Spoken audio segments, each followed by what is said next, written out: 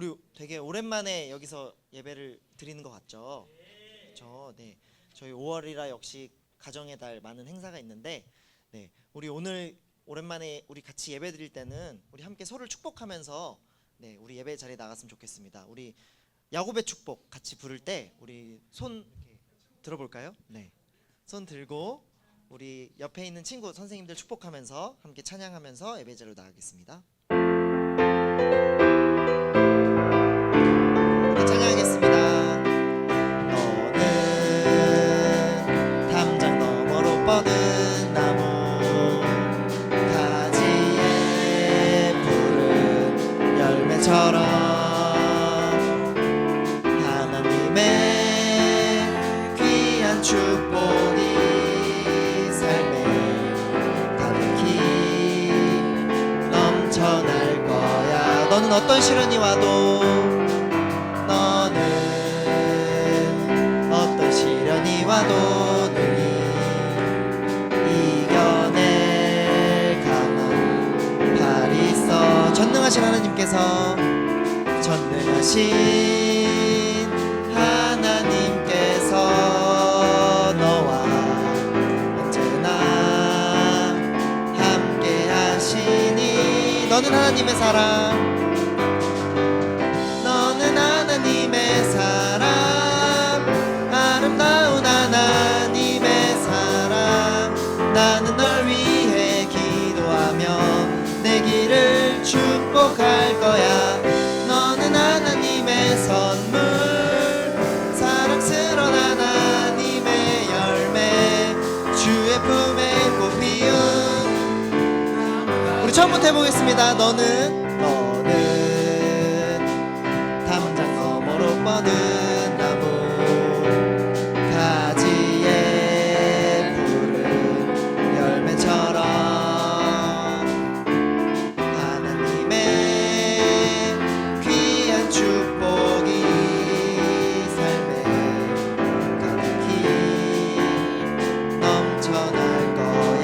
어떤 시련이 와도 너는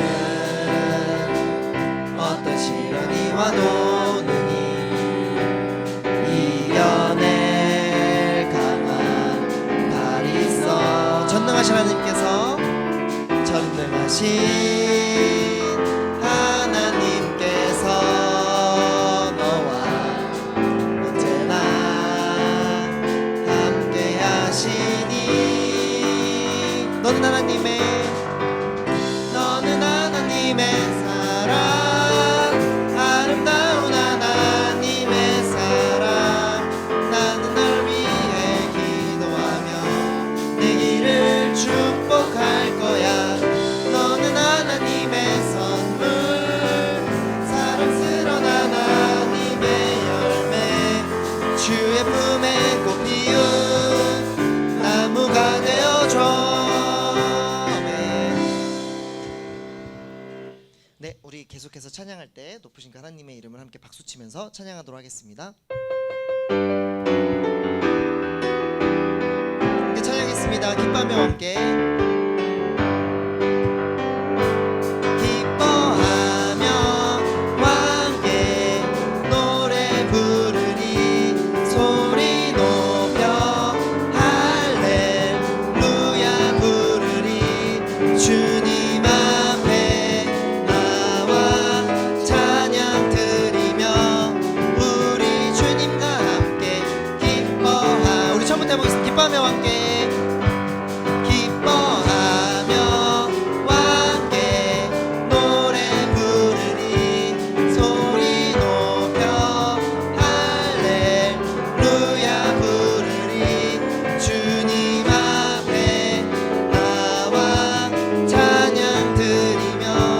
우리 주님과 함께 기뻐. 나의 창조자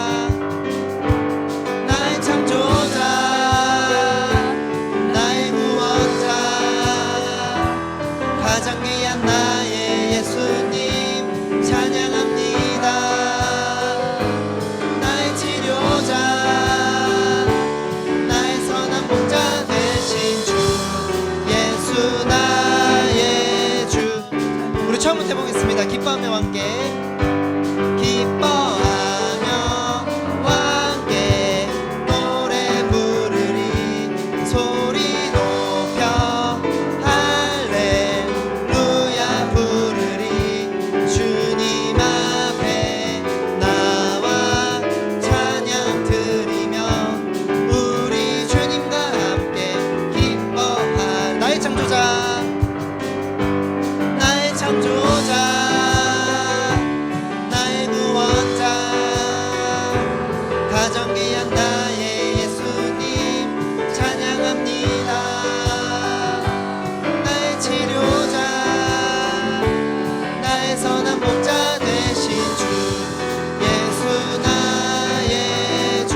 번 더 나의 창조자, 나의 창조자, 나의 구원자, 가장 귀한 나의 예수님 찬양합니다. 치료자, 나의 선한 목자 되신 주 예수 나의 주 찬양하리. 아멘.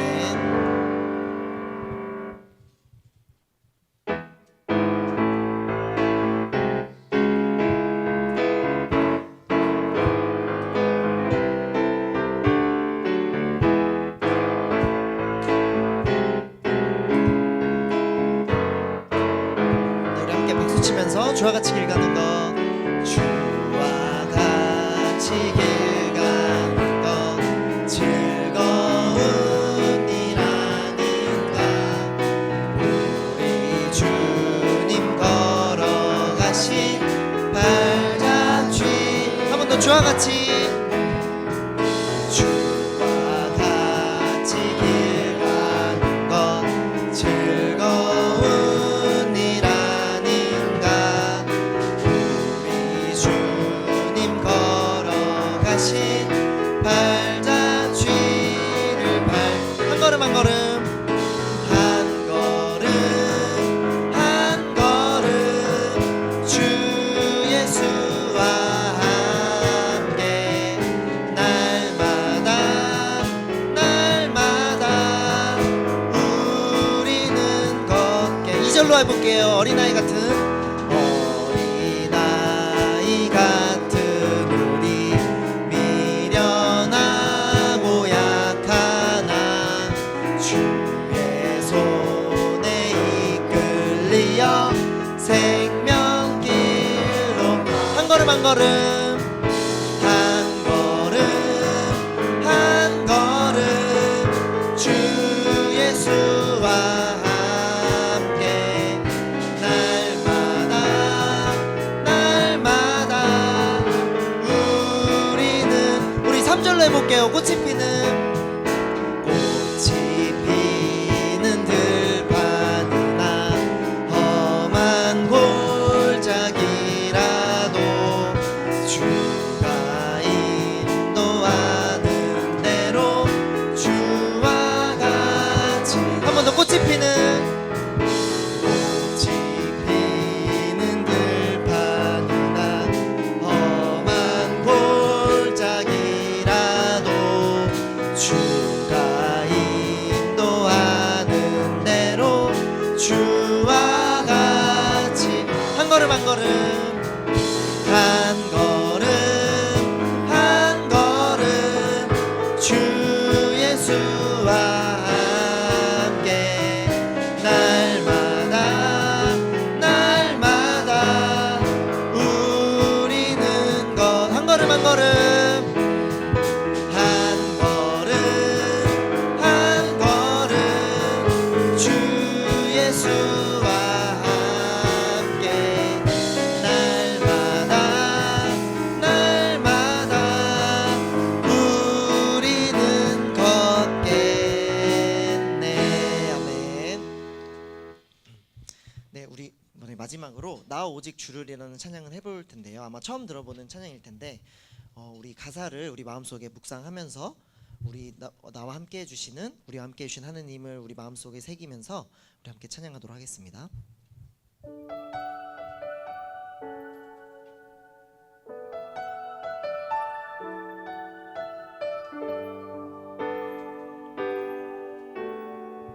이렇게 찬양하겠습니다. 닫혀진 마음에 주님의 사랑은 빛이 되어 만져주시고, 절망의 땅에도 주님의 사랑은 그의 나라 보게 하시네. 지나간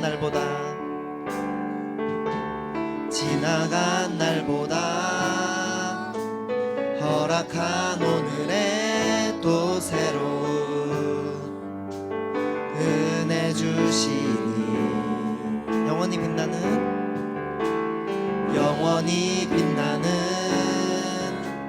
그 사랑 안에서 나의 삶은 완성되어 가네. 소망 없는 인생의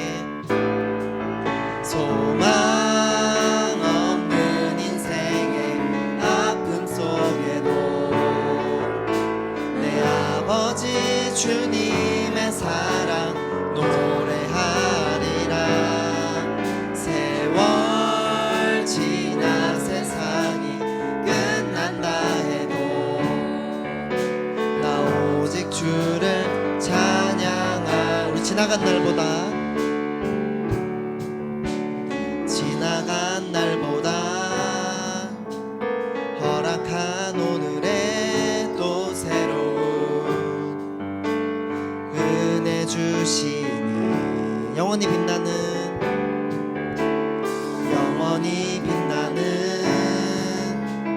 그 사랑 안에서 나의 삶은 완성되어 가네. 소망 없는 인생의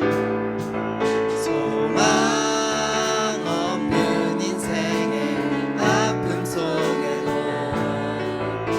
내 아버지 주님의 사랑 노래하리라. 세월 지나 세상이 끝난다 해도 나 오직 주를 찬양. 소망 없는 인생의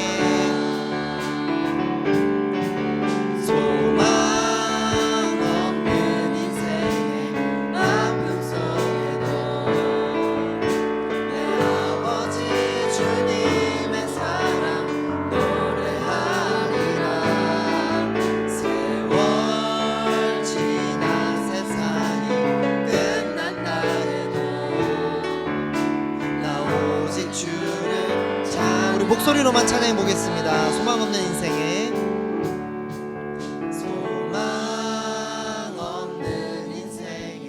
아픔 속에도 내 아버지 주님의 사랑 노래하리라. 세월 지나 세상이 끝난다 해도 나 오직 주를 찬양하리라. 나 오직 주를 찬양하리라. 아멘. 바로와 그의 모든 신하가 이 일을 좋게 여긴지라. 바로가 그의 신하들에게 이르되 이와 같이 하나님의 영에 감동된 사람을 우리가 어찌 찾을 수 있으리요? 하나님이 이 모든 것을 내게 보이셨으니 너와 같이 명철하고 지혜 있는 자가 없도다. 너는 내 집을 다스리라. 내 백성이 다 내 명령에 복종하리니 내가 너보다 높은 것은 내 왕자뿐이니라. 내가 너를 애굽 온 땅의 총리가 되게 하노라 하고 자기의 인장 반지를 빼어 요셉의 손에 끼우고 그에게 세마포 옷을 입히고 금사슬을 목에 걸고 자기에게 있는 버금 수레에 그를 태우매 무리가 그의 앞에서 소리 지르기를 엎드리라. 바로가 그에게 애굽 전국을 총리로 다스리게 하였더라. 나는 바로라. 애굽 온 땅에서 내 허락이 없이는 수족을 놀릴 자가 없으리라. 그가 요셉의 이름을 사브낫바네아라 하고 또 온의 제사장 보디베라의 딸 아스낫을 그에게 주어 아내로 삼게 하니라. 요셉이 나가 애굽 온 땅을 순찰하니라. 요셉이 애굽 왕 바로 앞에 설 때에 30세라. 그가 바로 앞을 떠나 애굽 온 땅을 순찰하니 7해 풍년에 토지 소출이 심히 많은지라. 요셉이 애굽 땅에 있는 그 7년 곡물을 거두어 각 성에 저장하되 각 성읍 주위의 밭의 곡물을 그 성읍 중에 쌓아두매 쌓아둔 곡식이 바다 모래같이 심히 많아 세기를 그쳤으니 그 수가 한이 없음이었더라. 흉년이 들기 전에 요셉에게 두 아들이 나되 곧 온의 제사장 보디베라의 딸 아스낫이 그에게서 낳은지라.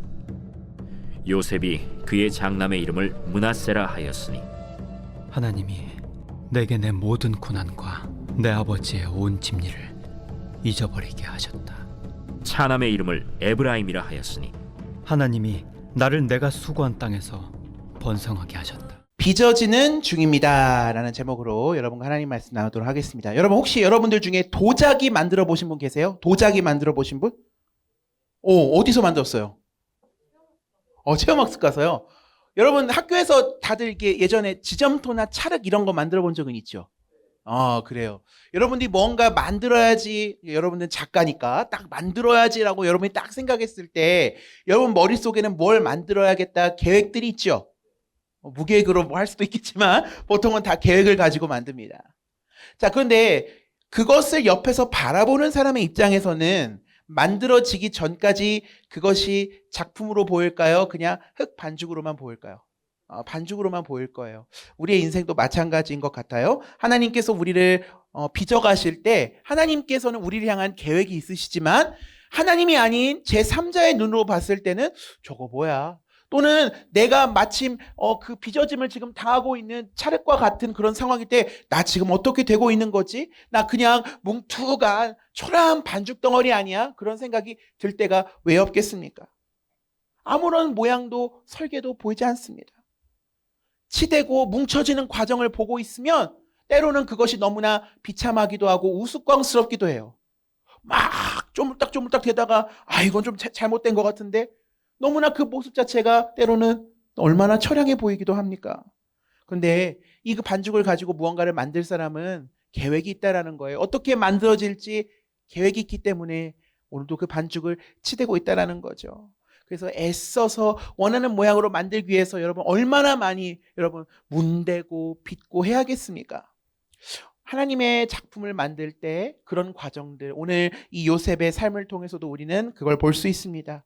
어떻게 하나님께서 이 인물을 빚어가시는지 그 하나님의 크고 놀라우신 계획을 살펴보는 우리 모두가 되기를 간절히 소망합니다. 우리가 요셉하면 별명이 있어요. 혹시 꿈쟁이 요셉 들어봤어요? 네, 꿈을 꾸는 요셉. 사람들은 요셉하면 가장 낮은 자리에서 높은 자리, 총리 대신까지 올라간 그런 요셉을 떠올립니다. 그런데 그 요셉의 인생을 보세요. 평탄하지 않다라는 거예요. 보세요. 우리 지난 시간 야외 예배 때 여러분 잘 들었을지 모르겠지만 여러분 누구한테 팔립니까? 노예 상인한테 파는데 누가 팔죠? 형들이 팔아요. 여러분 형들이나 누나가 판 적 있어요? 하균님 그런 경험 있나요? 야, 이 하균 팔아버리겠다 이러면서 팝니까? 예. 그러지 않죠. 하필이면 또 뭐야? 나를 노예로 팔았다라는 거예요. 여러분 깜짝한데 나를 인신매매범한테 우리 누나가 나를 판다고 생각해봐, 하균아. 야, 이 하균 잘 가 이러면서 2천만 원 받았다 이러면서. 여러분 또 하필이면 그곳에서 보디발 장군의 집에서 인정을 받았지만 또 졸지에 강간 미수범으로 몰려서 억울한 누명을 쓰고 감옥에 갑니다. 여러분 다들 억울한 경험들 있죠? 여러분 억울하면 진짜 어디다 얘기도 못하고 누가 해결해 주지도 않을 때 여러분 얼마나 답답해요. 근데 그곳에서 같이 투옥된 신하들의 꿈을 해석해주고 그들에게 나갈 때 좀 왕에게 좀 잘 좀 얘기해달라. 나 억울하다. 이 호소함을 했지만 그 부탁조차 잊혀졌다라는 거예요.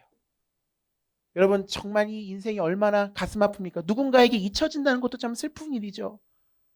스승의 날일 때 가장 선생님들이 서글플 때가 그런 것 같아요. 내가 담당하고 내가 가까이 있을 때는 선생님 사랑합니다. 내가 성적을 매겨야 되고 잘 보여야 되는 사람들은 다 뭐예요? 사랑합니다 해요. 그런데 이제 이해관계가 끝나면 어떻습니까? 잊혀지는 거예요. 잊혀지는 거예요. 여러분 얼마나 가슴 아팠겠어요? 그렇게 만 2년이 지나고 이제 이집트 바로왕이 꿈을 꾸는데요. 꿈의 내용이 이래요. 살찐 암소 7마리가 나일강에서 올라와서 갈대밭에서 풀을 뜯고 있는데 그 뒤에 흉측하게 생긴 또 암소 7마리가 올라와서 살찌고 그 아름다운 암소를 잡아먹는 꿈이에요. 여러분 좀 생각해 보세요. 여러분 소는 무슨 동물? 초식 동물이에요. 근데 갑자기 소가 소를 뜯어먹는 것도 이상한 일이지만 그렇게 여러분 소가 소를 먹으면 배가 터질 듯이 부르거나 배불러 죽어야 할 것 같은데 전혀 그 소를 먹고서도 아무것도 먹지 않은 듯이 야위어 있었다는 거예요. 바로왕은 또 깨었다가 잠이 들어서 두 번째 꿈을 꾸었는데 그 꿈도 너무나 신비했어요. 한 줄기에서 이삭 7개가 나왔는데 그것들이 아주 꽉 차게 잘 여문 것이었고 후에 또 한 줄기에서 이삭 7개가 나왔는데 그것들은 또 잘 여물지 못한 것들이었어요. 그런데 뒤에 나온 이삭이 물을 먹지 않고 앞에 나온 이삭을 먹었다라는 거예요. 이 바로왕은 이집트 전역에 있는 모든 점술가와 이 꿈을 해석한다는 지혜자들이 이 꿈을 해석해 주길 바랬지만 아무도 이 꿈을 제대로 해석하는 사람이 없었습니다. 그때 비로소 술 맡았던 관원장이 깜빵 동기였던 이제 요셉을 떠올리기 시작했던 거예요. 바로왕은 요셉을 불러서 자기가 꾼 꿈을 이야기했습니다. 요셉이 뭐라고 얘기합니까? 그 꿈의 의미는 7년 동안의 풍년이 찾아오고 7년 동안의 흉년이 찾아온다라는 거예요. 그리고 반복해서 같은 의미의 꿈을 꾼 것은 하나님께서 지금 속히 그 일을 행하실 것과 그 일을 반드시 행할 것이라는 것을 의미한다라고 말해 주었습니다. 그리고 명철하고 지혜 있는 사람들을 등용하고 세금 걷는 방법들을 통해서 풍년에 이어서 흉년을 어떻게 우리가 준비하고 그 문제를 해결해야 될 것인지 이야기해 주었다라는 거예요. 여러분 잘 생각해 보세요. 아무나 왕에게 가서 왕에게 조언할 수 있나요? 없다라는 거예요. 그런데 오늘 요셉이 이 자리에 서기 위해서는 참 안타깝지만 개인에겐 그가 감옥에 갇혔고 심지어 술 맡은 관원장이 그 즉시 요셉을 바로 기억해냈던 것이 아니라 잠시 잊었다가 그를 다시 소환했다라는 거예요. 여러분 하나님의 계획이 너무나 놀랍습니다. 여러분 이걸 두고 오늘 우리야 이게 하나님의 계획이 너무나 놀랍구나. 하나님께서 이렇게 요셉을 빚어가고 계시네. 우린 이렇게 생각하지만 이것을 당장 겪고 있는 당사자 입장에서는 어땠겠어요? 정말 밑을 노르신 거죠. 여러분 근데 파로가 요셉을 보면서 뭐라고 이야기합니까? 오늘 화면에 38절 말씀 한번 볼게요. 하나님의 영이 함께하는 사람을 이 사람 말고 또 어디에서 찾을 수 있겠느냐. 이게 오늘 말씀의 핵심이에요. 요셉이 높아진 이유는 잘 들으세요. 그가 뛰어나고 운이 좋아서가 아니라 하나님의 영이 그와 함께 하셨기 때문이에요. 하나님의 영이 함께 한다는 거. 여러분 바로가 요셉을 단순히 야 너 참 똑똑하다. 너 참 지니어스하구나. 그게 아니라 너는 정말 하나님의 영 성령님과 함께하는 사람이구나. 너 정말 하나님의 사람이구나라고 인정했다라는 거예요. 여러분 하나님의 영이 함께하는 사람은 어떻게 살아야 할까요? 난 하나님이 내 인생 책임지니까 오늘부터 대충 살아볼까? 그렇지 않다라는 거죠. 요셉의 삶을 보세요. 주어진 환경에서 그는 정직했고요. 성실했다라는 거예요. 여러분 애굽에 팔려온 노예 소녀는 이 보디발 장군의 집에서 애굽의 문물과 애굽에서의 이 삶을 익혔습니다.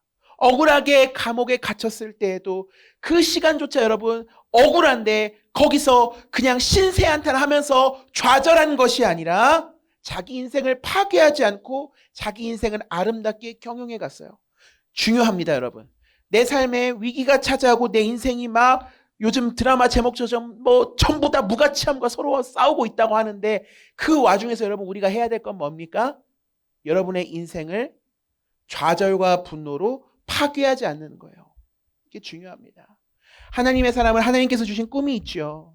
우린 아멘 합니다. 그런데 그 시간을 혹시 지금 겪고 계신 분들한테 이 말이 와닿지 않을 수 있어요. 내가 빚어지고 있다고? 이게 지금 하나님의 시간이라고? 그냥 나의 인생 다 이생망이야. 내 인생 끝났어. 그렇게 여러분 자포자기하면서 살아가는 사람들이 얼마나 많습니까? 그죠? 신세한탄이나 하면서. 근데 여러분 하나님의 사람은 자신의 인생을 좌절과 분노로 파괴하지 않는다라는 거예요. 자기 인생을 아름답게 가꾸어가며 그 가운데서도 하나님의 계획을 바라볼 수 있는 사람이 여러분 진정한 하나님의 사람인 거죠. 바로가 이렇게 얘기하는데 화면에 40절 41절 말씀 볼게요. 내가 나의 집을 다스리는 책임자가 되어라. 나의 모든 백성은 너의 명령을 따를 것이다. 내가 너보다 높은 것은 이 자리에 앉아 있다는 것뿐이다. 이어서 이렇게 말하죠. 내가 너를 온 이집트 땅에 뭐라고요? 총리로 세운다. 여기에만 집중하면 여러분 너무 슬픈 거예요. 총리 됐대. 와, 대박이다. 여기서 끝나면 안 되는 거예요. 보세요. 하루 아침에 가장 높은 자리에 올랐죠. 근데 여러분 우리가 여기서 놓치지 않아야 될 것은 그리스도인에게 포지션은 중요한 게 아니에요. 내가 오늘 가장 높은 자리에 올라갔든 아무도 주목하지 않는 밑바닥에 있던 여러분 중요한 것은 변하지 않는 겁니다. 오늘 꿈에서도 그것을 보여주잖아요. 보세요. 풍년이 들었을 때 곡식을 철저히 준비해서 미래를 대비해야 합니다. 그러니까 뭐예요? 맡겨진 책임을 성실하게 감당해야 된다는 거예요. 자리에 취해서 안 된다는 거예요. 여러분 옷걸이 이야기 들어봤어요? 옷걸이? 옷걸이가 있어요. 옷걸이. 여러분 세탁소에 가면 흰색 옷걸이 있죠? 그 옷걸이가 어느 날은 비싸고 멋있는 코트를 걸 때가 있어요. 어느 날은 메리아스를 걸 때도 있고 아무것도 안 걸친 날도 있어. 근데 옷걸이가 착각을 하는 거야. 와, 오늘은 내 이 거리에 밍크 코트가 걸렸네? 내가 밍크 코트 그런 수준이구나. 여러분 옷걸이는 옷걸이잖아요. 거기에 뭐가 걸렸던지 사실 그건 중요한 게 아니에요. 옷걸이의 역할은 뭐예요? 옷을 걸어주는 역할이에요. 옷의 주인이 아닙니다. 옷을 그냥 걸어주는 거죠. 여러분 요셉의 삶을 보세요. 하나님이 세우시고 하나님이 그 자리에 오르시기까지 그의 삶의 태도를 보여야 된다는 거예요. 우리는 그냥 쉽게 요셉이 그냥 이렇게 하루아침에 왕과 역시 인맥이 최고야. 그래서 나도 깜빵이나 갈까? 이런 생각하면 안 된다는 거야. 인생은 역시 한 방이지. 그러면서 나도 대통령 한번 잘 만나가지고 인생 한번 펴야지. 그런 게 아니에요. 언제 어디에 처해 있던 나는 한결같은 사람인가? 나는 내 인생을 절망과 좌절 가운데서도 파괴하지 않고 하나님의 꿈을 바라보고 있는가? 그걸 여러분 확인하셔야죠. 그래서 여러분 요셉이 이렇게 고백을 합니다. 51절에 하나님이 나의 고난을 잊게 하셨다. 52절에 하나님이 나를 번성하게 하셨다. 이 공통점은 뭐예요? 하나님께서 하셨다라는 거예요. 제가 잘나서요. 제가 잘 이 시간을 견뎌서요가 아니라 하나님께서 하셨습니다. 이게 그의 삶의 핵심이었어요. 그는 감옥에서도 하나님과 함께 할 수 있는 사람이었고 총리가 되어서도 하나님과 함께 할 수 있는 사람이었어요.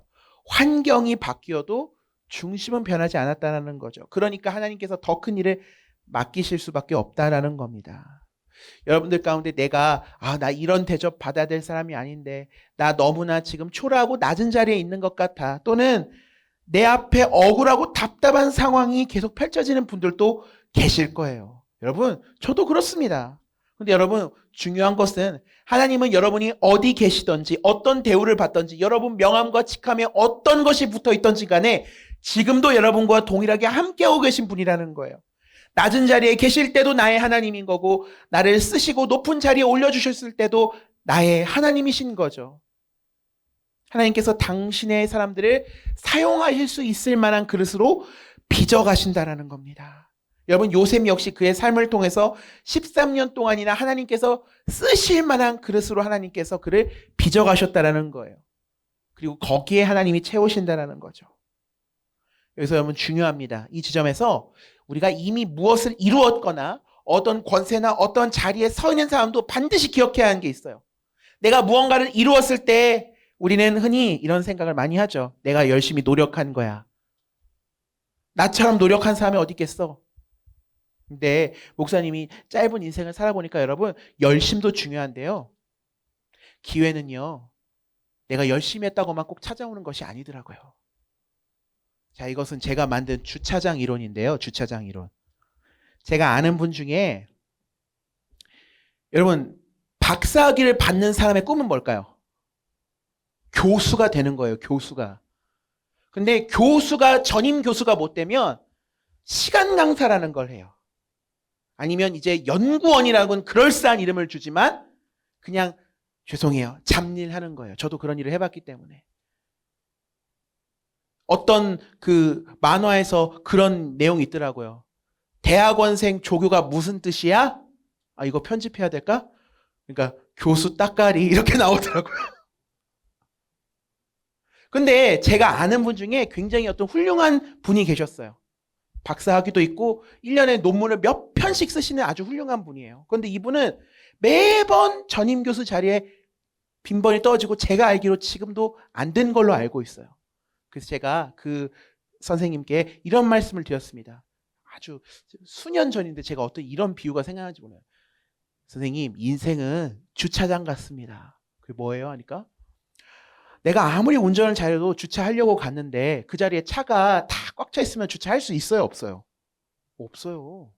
근데 내가 운전이 좀 서툴러. 근데 그날따라 웬일로 다 비어있네? 그러면 주차 될 수 있어요? 없어요? 있죠. 용서하고 들으세요. 내가 몸이 불편한 장애인이에요. 장애인 구역 있으면 꽉 차도 나는 될 수 있어요? 없어요? 있어요. 나는 차가 없어요. 근데 소카 타고 렌트카 타고 왔어요. 주차할 수 있어요? 없어요? 있어요. 나 운전할 줄도 몰라요. 근데 옆에 친구 따라왔고 우리 엄마 아빠 차 얻어 타고 왔어요. 난 그냥 뒤에 옆자리 이러고 있어요. 주차할 수 있어요? 없어요? 있어요. 인생이 그래요. 내 차 멋있어요. 저 운전 잘해요. 근데 저 아직도 주차 못하고 있어요. 주차는요, 자리가 있어야지 할 수 있는 거예요. 여러분, 그래서 내가 열심히 노력했어요. 그 노력의 함정에 빠진 분들이 거기서 좌절하는 거예요. 제가 살아보니까 목사님도 한 인생 꽤나 열심히 살아봤는데 저도 제 인생이 제 맘 같지가 않더라고요. 그럴 때마다 이런 생각, 역시 내 맘대로 되면 인생이 아니지, 역시 스릴 있지, 이러면서 여러분 지금까지 살아왔는데, 여러분 그것이 계속 누적되면서 내가 내 삶을 파괴할 수도 있다는 걸 어느 순간 깨달았어요. 그 안에서 하나님의 계획을 발견하지 못하고 내가 하나님 안에서 내 정체성이 분명히 서지 않으면요, 나를 갉아먹고 나를 파괴해요. 내 자존감이 무너져요. 난 이것밖에 안 되나 봐. 여러분, 기회라는 것은요, 사실 누구에게나 주어지는 건 아니에요. 내가 노력했다고 해서 주어지는 것도 아니에요. 그래서 여러분, 내가 무언가를 이루었다고 어떤 자리에 있다고요, 그 자리가 내 힘으로 내 노력으로 올라간 자리야, 그렇게 착각하는 사람은 여러분 금방 무너집니다. 하나님을 더 중요하게 여기는 사람, 어디에 있든지 내가 하나님과 동행함을 믿으며 주님께서 나와 함께 하시는 것이 큰 축복인 사람, 여러분 그 사람이 진정한 하나님의 사람 아니겠습니까? 그래서 어느 순간에 저는 제 목표를 바꿨어요. 하나님, 저도 주차하고 싶어요. 하나님, 저도 멋있는 자리에 가서 사람들한테 대접받고 싶어요. 그런 생각 여러분 왜 안 했겠어요? 그거 없다고 하면 거짓말이에요. 그런데 제가 이 자리에서 분명하게 말씀드릴 수는 있어요. 하나님, 저 주차 못해도 괜찮아요. 저 주님과 함께 그냥 계속 드라이브 할래요. 주차 안 해도 괜찮아요. 그냥 나 목사님 운전도 못해요. 그래서 주님 태워주시면 그 옆자리에 앉아서 주님 귤 까드리면서 같이 팝콘 먹으면서 저 평생 주차 못해도 괜찮아요. 그런데 주님 저를 떠나지 마세요. 주님 저를 떠나지 마세요. 저 주님과 계속 주차 안 해도 괜찮고 어떤 멋있는 자리에 안 가도 되니까 주님 나를 떠나지 마세요. 여러분, 멋있는 자리에 갔는데, 높은 자리에 가고 사람들이 다 박수 쳐주는데 주님이 나를 모른다고 생각해 보세요. 내 자리에 주님이 동행하지 않는다고 생각해 보세요. 얼마나 슬픈 인생이에요? 세상 사람들이 다 기억해 주는데 주님이 나를 모르신다면 여러분 그것만큼 인생 헛산 게 어디 있어요? 근데 여러분 세상 사람들이 다 나를 몰라주고 나는 평생 아직도 주차를 못해서 여전히 뚜벅이 신세로 남의 차를 얻어 타면서 때로는 내 머리를 누일 곳도 없어서 그렇게 정처 없이 다닐지라도 주님께서 나와 함께 하시는구나. 그리고 세상 사람들조차 저 사람은 진짜 하나님의 사람이야 라고 고백하는 인생이 여러분 얼마나 귀한 인생이겠습니까? 하나님을 더 중요하게 여기는 사람, 어디에 있든지 내가 주님과 동행하는 사람이라는 것을 여러분 꼭 기억하세요. 그것이 가장 복되고 축복받는 사람 아니겠습니까? 여러분 그렇게 애굽의 총리가 된 요셉은 제사장의 딸 아스낫과 결혼해서 두 아들을 낳습니다. 자, 아이들 이름에 신앙 고백을 담아요 볼게요. 첫째 아이 이름이 므낫세입니다. 장남의 이름이 뭐예요? 므낫세. 잃어버림, 잊어버림이란 뜻이에요. 요셉의 마음에도 여러분 쉽게 잊힐 수 없는 그런 사건들이 얼마나 많았어요. 구덩이에 내가 그것도 형들에게 의해서 착 이렇게 팔려가는 그런 지하 감방에 던져졌던 여러분 내 인생에 숨기고 싶은 흑역사 아니겠어요? 그 생각하면 막 벌써부터 막 신물이 올라올 수도 있어요. 죄송해요. 저는 뒤끝이 좀 있어요. 그래서 여러분 인생의 밑바닥에서 그 흑역사를 떠올릴 때면 잠도 안 올 때가 왜 없겠어요. 하나님의 사람이지만 속상한 건 매한가지예요. 그런데 여러분 요셉은 하나님 안에서 내가 모든 것을 다 잊었다라고 고백을 합니다. 그래서 여러분 하나님께서 이를 거두어 주시고 어떻게 하셨어요? 지워주신 거예요. 잊게 하셨다는 거예요. 더 좋은 걸 주신다는 거죠. 여러분 많은 사람들이요. 지난날의 과거 아픔과 결별하지 못해서 평생 용서하지도 용서받지도 못하면서 살아요. 상처를 주고 상처를 받으면서 살아요. 여러분 얼마나 비극적인 겁니까? 여러분 우린 이 고리를 끊어내야 된다는 거예요. 내가 당했으니까 나도 똑같이 갚아줄 거야. 여러분 그러면 계속 복수는 복수를 낳는 거예요. 상처는 상처를 낳는 거예요. 누군가는 이 상처와 아픔과 복수의 고리를 끊어내야 된다는 거죠. 여러분 요셉이 형들의 사건과 보디발 집에서 일어난 이 사건에 대한 뒤끝이 남아서 분노와 좌절과 냉소로 똘똘 뭉쳤다면 그는 아마 대단히 무서운 사람이 됐을 거예요. 파괴적인 사람이 됐을 거예요. 그런데 하나님께서 그의 아픔을 아시고 그의 상처를 거두어 주시고 뭐예요? 그 아픔을 지워주셨다라는 거예요. 놀라운 겁니다. 하나님께서 저와 여러분 안에 있는 다른 사람에게 말할 수조차 없는 그 아픔과 상처도 지워주실 수 있다는 분을 여러분 꼭 기억하시길 바라요. 오늘 하나님께서 여러분의 상처와 아픔을 지워주시기를 간절히 소망합니다. 둘째 이름이 뭐예요? 에브라임이에요. 에브라임. 하나님께서 나를 이 수고한 땅에서 번성하게 하셨다. 나를 번영하게 하셨다라는 그런 의미입니다. 지난날의 상처를 모두 잊게 하시는 분이지만 동시에 우리 하나님은 어떻게 하시는 분이에요? 그렇게 새 출발하는 나에게 선물을 주시는데 나를 번성하게 하신다. 할렐루야! 번영하게 하신다는 거예요. 총리로 세우시기도 했고 두 아들도 주셨어요. 가족도 주셨어요. 여러분 이게 번성이에요. 이게 번영이라는 거죠. 그런데 이 번성과 번영이 나만 잘 먹고 잘 살면 돼. 여기서 그치는 게 아니고 여러분 형들과 마주했던 요셉이 어떻게 고백을 합니까? 창세기 45장 말씀 한번 보여주실래요? 하나님이 나를 형님들보다 앞서서 보내신 것은 하나님이 크나큰 구원을 베푸셔서 형님들의 목숨을 지켜주시려는 것이고 또 형님들의 자손을 이 세상에 살아남게 하시려는 것입니다. 그러므로 실제로 나를 이리로 보낸 것은 형님들이 아니라 하나님이십니다. 하나님이 나를 이리로 보내셔서 바로의 아버지가 되게 하시고 바로의 온 집안의 최고의 어른이 되게 하시고 이집트 온 땅의 통치자로 세우신 것입니다. 할렐루야. 나를 번성하게 하신 하나님, 나를 번영하게 하신 하나님, 거 봐요. 나 이렇게 복 많이 받았어요. 이게 아니에요. 하나님의 사람은 여기서 여러분 주의해야 합니다. 보세요. 내 삶 보세요. 나 이렇게 믿음 잘 지키고 노력을 열심히 했으니까 나 인생 대박 났습니다. 여러분도 따라오시겠습니까? 자기계발서 쓰는 거예요.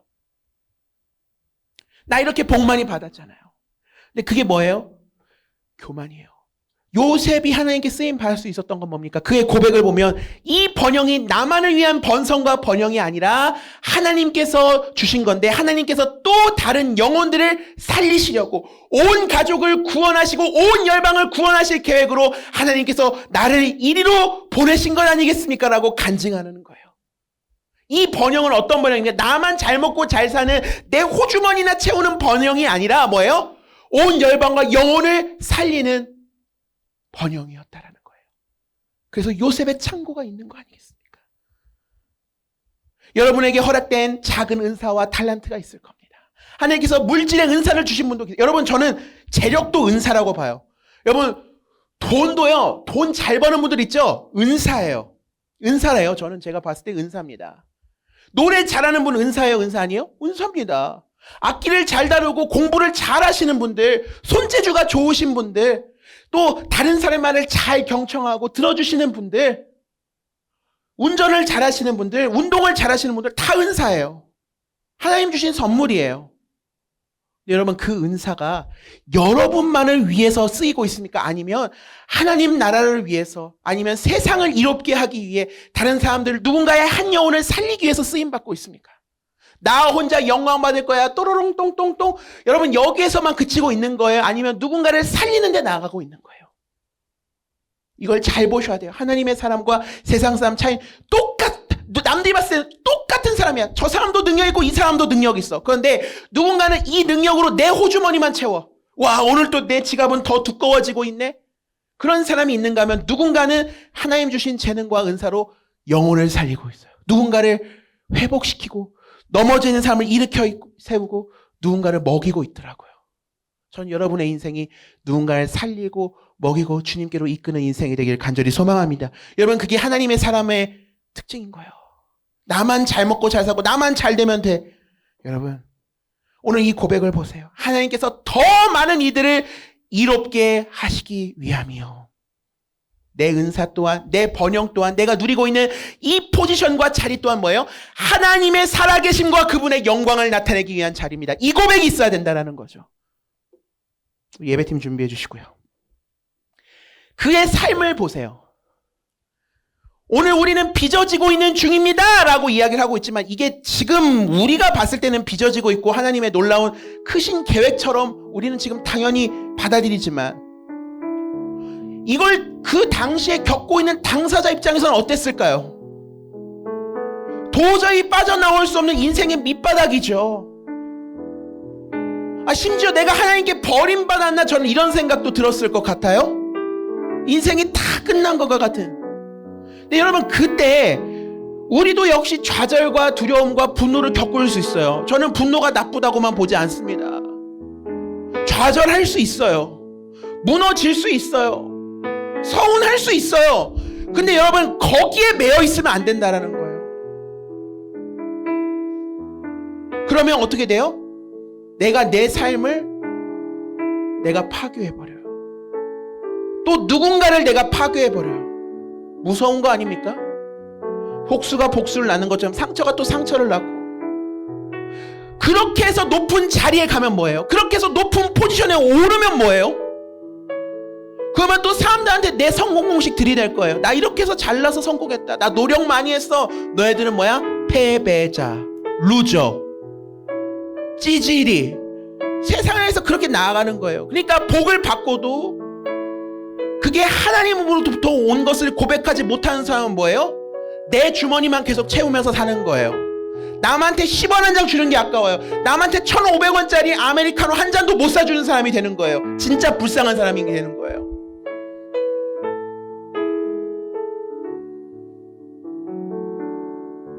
여러분, 삶을 한번 돌아보세요. 내가 내 삶을 스스로 파괴하고 있나? 여러분의 상처와 아픔과 지난날의 과거를 저도 위로하고 싶어요. 만져주고 싶어요. 그런데 그 아픔과 좌절에 물려서 여전히 여러분의 삶을 좀먹고 파괴하고 있다면, 여러분, 이제 우리의 시선을 좀 달리 했으면 좋겠어요. 그리고 여러분이 어떤 자리에 오르시더라도 꼭 기억하세요. 나의 이 번성과 번영이 나만을 위한 것이 아니라 하나님의 뜻을 이루기 위한 하나님의 선물이라는 것을요. 내 인생에 하나님이 느껴지지 않을 때가 있죠. 여호와의 말씀이 그에게 응할 때까지. 여러분, 내 인생이 다 끝나고 세상으로부터 다 잊혀진 것 같을 때, 여러분, 그때 주님의 손을 붙잡을 수 있는 사람이 진짜 인류 신앙 아니겠습니까? 여러분 삶 가운데 지금 암담한 좌절과 절망으로 가득 찬 친구들이 왜 없겠어요? 아무런 설계가 보이지 않죠. 내가 지금 빚어진데, 나는 지금 사람들 눈에는 내가 치대지고 이렇게 반죽이 되어가는 과정이 진짜 때로는 우스꽝스럽게 보일 때가 있어요. 저거 어디다 쓰겠어? 저거 나중에 그냥 폐기 처분이 안 당할까? 남들이 보기에는 그저 초라하고 뭉툭한 반죽 덩어리에 불과할 수 있어요. 근데 나를 빚고 계신 분은 나를 향한 완벽한 계획이 있다라는 거예요. 그러니까 여러분, 우리가 좀 안심하십시다. 이건 제 스스로에게도 얘기하는 거예요. 승태야, 안심해라, 안심해라. 하나님의 사람은 성적이 아니라 성품으로, 자리가 아니라 신실함으로, 사람의 인정이 아니라 지금 내가 주님과 동행하고 있는가, 그분 안에 거하며 살고 있는가, 이게 중요해요. 한번 돌아보세요. 내가 정말 주님 안에 거하며 살고 있는가? 아니면 내 인생 어딘가 주차하고 싶어서, 내 인생 어딘가에 자리 잡고 싶어서 여전히 방황하며 살고 있진 않는가? 오늘 저의 고백이 여러분의 고백이 되었으면 좋겠어요. 하나님, 저 일평생 주차 못해도 괜찮아요.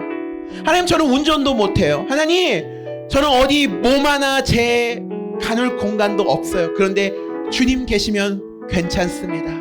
주님과 평생 이 동행의 드라이브 같이 하고 싶어요. 주님, 제 인생 책임져 주세요. 저도 성실하고 신실하고 진실하게 살아가겠습니다. 하나님 자녀로서의 명예를 지키고 부끄럽지 않게 살아가겠습니다. 그리고 그때가 오거든 나 잘났어요, 나 노력 많이 했어요가 아니라 하나님의 영광과 당신의 이름을 높이겠습니다. 그렇게 결단하신 분들 다 함께 일어나서 이 찬양 함께 했으면 좋겠습니다.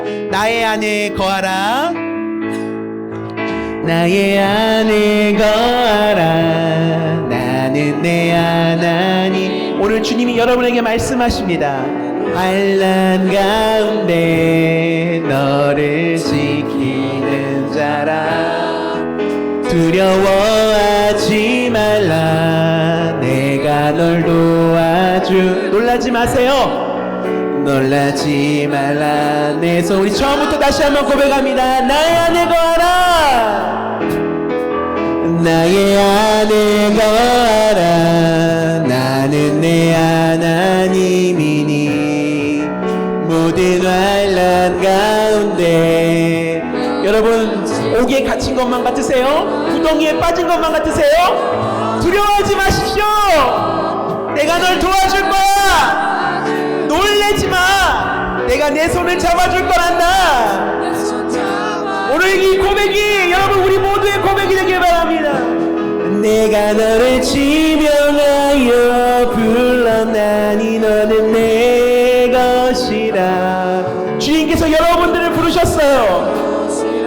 누구의 하나님입니까? 아멘. 내가 너를 보배롭고 존귀하게 여기노라, 너를 사랑한. 다시 한번 그 주님의 마음을 묵상하며 고백합니다. 내가 너를 지명하여 불러나니 너는 내 것이라, 내 것이라. 내가 너의 하나님이야. 내가 너를 보배롭고 세상 사람들이 너를 외면해도, 너를 억울하게 해도 너를 사랑하는 내 여호와 하나님이란다. 우리 다시 한번 찬양합니다. 내가 너를 지명하여, 내가 너를 지명하여 불러나니 너는 내 것이라. 아멘. 내 것이라, 너의 하나님이라. 내가 너를 보배롭고 존귀하게 여기노라, 너를 사랑하는 내 여호와라. 내가 너를 보배롭고 존귀하게 여기노라, 너를 사랑하는 내 여호와라. 아멘. 오늘 우리가 이 정체성이 회복돼야 돼요. 여러분, 나는 하나님께 사랑받는 보배롭고 존귀한 자녀입니다. 내 자리와 상황이 어디에 있던 간에 변함없는 나의 정체성, 여러분 이것만큼은 여러분 꼭 지키셔야 합니다. 내가 어떤 자리에 있어서 우쭐해질 필요도 없고요, 내가 어떤 암흑과 구덩이에 빠진 것만 같았을 때 좌절할 필요도 없어요. 내가 지금 하나님과 동행하고 있는가, 그거 하나만 확인하십시오.